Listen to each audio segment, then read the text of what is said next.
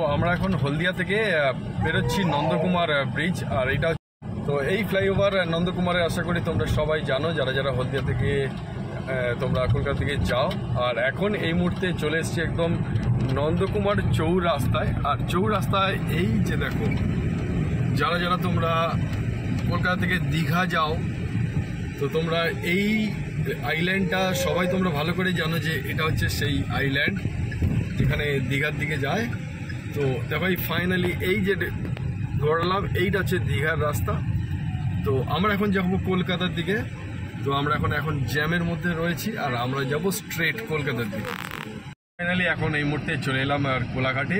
আর চলো বন্ধুরা, তোমরা আশা করি কোলাঘাট তো সবাই চেনো ভালো করে।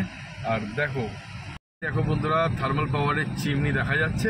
আর এই রোডটা, লেফট সাইডের রোডটা, এটা মেচেদা স্টেশনের দিকে যাচ্ছে।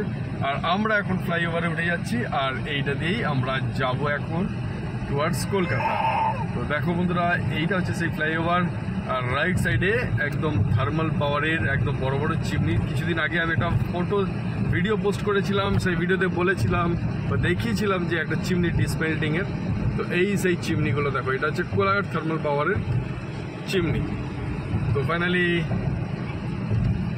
অন ওয়ে আমরা কলকাতা যাওয়ার সময় এই রাউন্ড একদম মেরিগো রাউন্ডের মতো ঘুরবো, একদম জিলিপির প্যাচের মতো। আর এই রোডটা কিন্তু আমার বেশ ভালো লাগে। তো চলো বন্ধুরা, রোডটা তোমাদের দেখাই।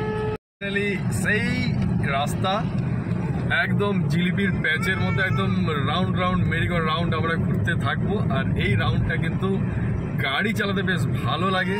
তো চলো বন্ধুরা, আর লেফট সাইডে যে রাস্তাটা গেছে এদিকে কিন্তু খড়গপুর চলে গেছে।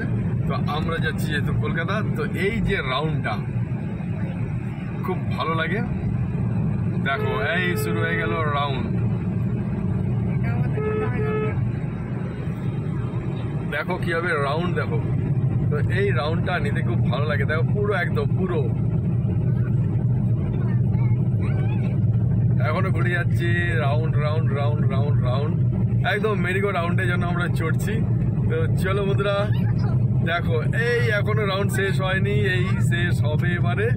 তো ফাইনালি শেষ হলো, রাউন্ড কমপ্লিট হলো। আমরা কিন্তু ছিলাম একদম উপরের ফ্লাইওভারে, আর রাউন্ড করে চলে এলাম নিচে।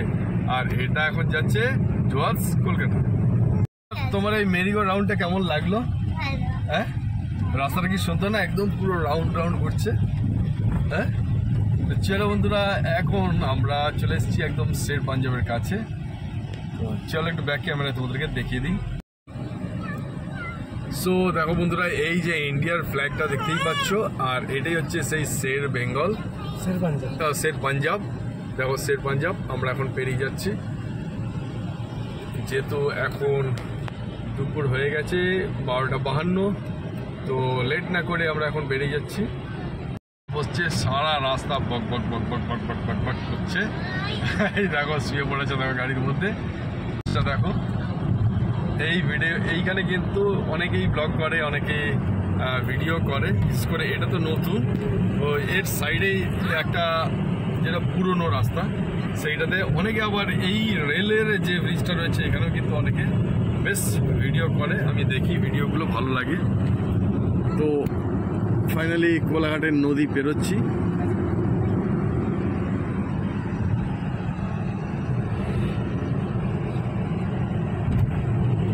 আর